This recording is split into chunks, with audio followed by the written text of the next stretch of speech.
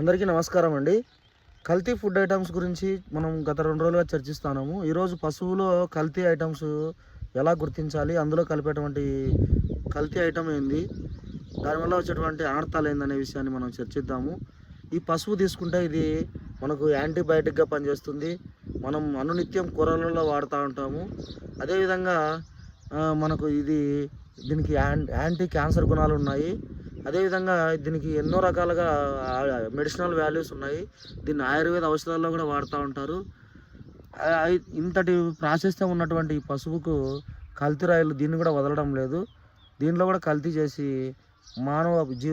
మానవాళి జీవితాలతో చెలగాటమాడుతూ ఉన్నారు ఈ కల్తీ రాయులు. అయితే దీన్ని మనం ఎలా గుర్తించాలని చూసినట్లయితే ఈ యొక్క ఇందులో కలిపేటువంటి ఏదైనా విష పదార్థం ఏదైనా చూసినట్లయితే దీనిలో మెటానిల్ ఎల్లో అనేటువంటి ఈ యొక్క విష పదార్థాన్ని కలుపుతున్నారు. దీనివల్ల ఈ పసుపుకు ఒక బ్రైట్నెస్, ఒక కలర్ అనేది వస్తుంది.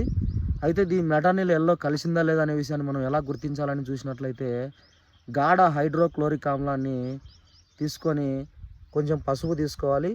ఈ పసుపులో గాఢ హైడ్రోక్లోరిక్ ఆమ్లాన్ని వేసినట్లయితే ఇది ఊదా రంగులోకి మారుతుంది.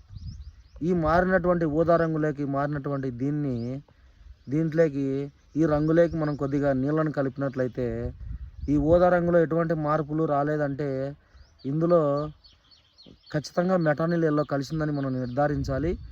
ఈ విధంగా నిర్ధారించుకున్న తర్వాత దీన్ని వాడకనడమే ఉత్తమం. ఎందుకంటే ఈ మెటానిల్ ఎల్లో అనేది చాలా ప్రమాదకరం. దీన్ని మిఠాయి రంగు అని అంటారు. దీనికి రకరకాల పేర్లు ఉన్నాయి. ఇది ఒక విష పదార్థం అన్నమాట. ఇది ఎక్కువగా మనం వాడినప్పుడు మగవాళ్ళల్లో శుక్రకణాల ఉత్పత్తి అనేది తగ్గిపోతుంది. టెస్టికల్స్, ఈ ముస్కాలు అనేటివి డ్యామేజ్ అయిపోతాయి. క్యాన్సర్ కూడా వస్తుంది ఈ మెటానిల్ ఎల్లో వల్ల. చాలా రకాల గ్యాస్ ట్రబుల్ ప్రాబ్లమ్స్ కానీ ఎన్నో రకాల సమస్యలు అనేటివి వీటి వల్ల వస్తుంది. కాబట్టి ప్రతి ఒక్కరు కూడా ర్యాండమ్గా మనం తెచ్చుకునే పసుపులో చెక్ చేసుకొని వాడుకోండి. వీలైనంత వరకు పసుపు కొమ్మును డైరెక్ట్ తెచ్చుకొని మనమే దగ్గరుండి మిషన్ దగ్గర గ్రైండ్ చేసుకొని వాడుకోవాల్సిందిగా కోరుతూ ఈ విషయాన్ని ప్రతి ఒక్కరికి తెలియజేయాలని కోరుతూ ధన్యవాదాలు తెలియజేస్తున్నాను.